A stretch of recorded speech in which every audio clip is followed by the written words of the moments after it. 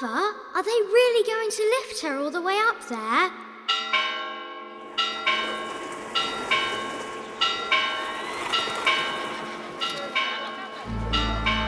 The Aqueduct of Segovia is one of the greatest Roman works of engineering in Hispania. Father, are they really going to lift her all the way up there? It's so high. How is this even possible? Built almost 2,000 years ago, its water has always been a source of life for the city. But its story goes beyond that of its builders. On the 21st of March of the year 1520, a devout citizen named Antonio della Jardina, the metallous heir of the Royal Segovia Mint, paid for Our Lady's image in the niche heading noon, and that of Saint Sebastian heading north. But Father, has the dry bridge always been there? Who built it? La Puente Seca, or Dry Bridge, was how the aqueduct was referred to in those days, perhaps for not having any water running under its arches. According to the scholars back then, it had not been built by the Romans, but rather by Hercules, mythical founder of the town. Nevertheless, as we'll see, the folklore said otherwise. Its water gave life to Segovia. To ensure this would endure, the aqueduct needed to receive sacred protection. What we know today as Athagirjo Square was, back then, a narrow, busy street. Its market was already an essential hub for its citizens' life. There was no better place to show popular devotion.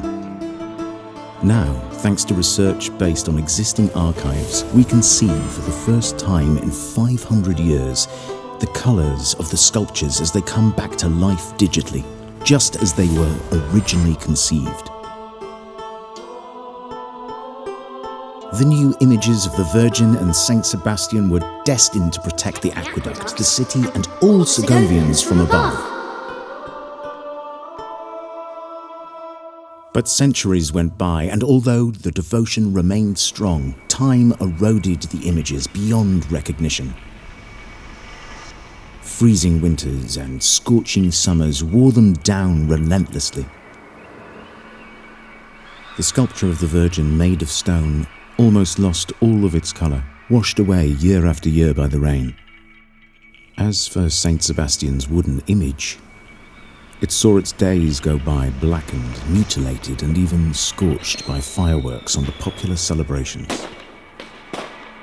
Soon the Segovians would even begin forgetting who he was, and began seeing in him the silhouette of the devil, the true builder of the aqueduct, according to the popular tradition. But history always finds a way of drawing us back into the story and placing us right at its heart. Now, thanks to technology, we have another opportunity to protect the aqueduct and its sculptures.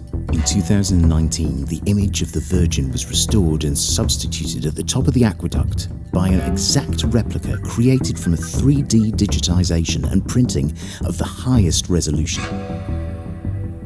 The 3D geometry of the damaged image of Saint Sebastian was also generated, and the original sculpture kept in the Museum of Segovia since the 1970s. The secrets found in the archives and the drawings of the past that others have left make it possible for us to imagine exactly how Segovia would look and sound at the beginning of the 16th century.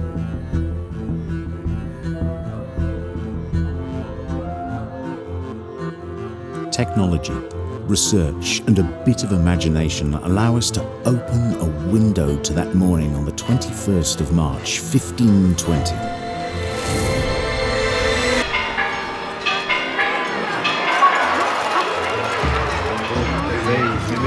It's so hard!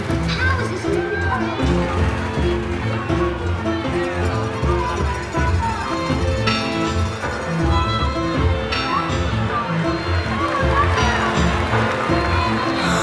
The images of the Virgin and the Saint will protect the aqueduct from above!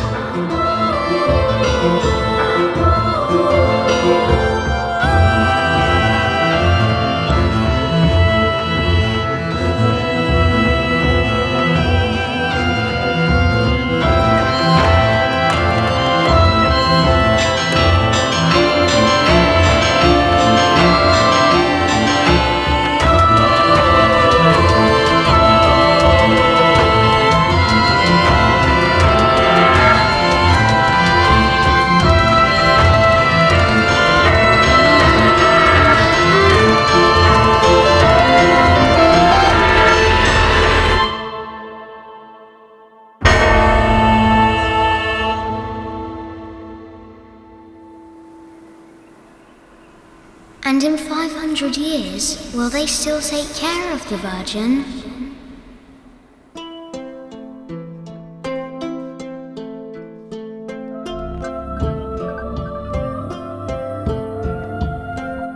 But Father, has the drawbridge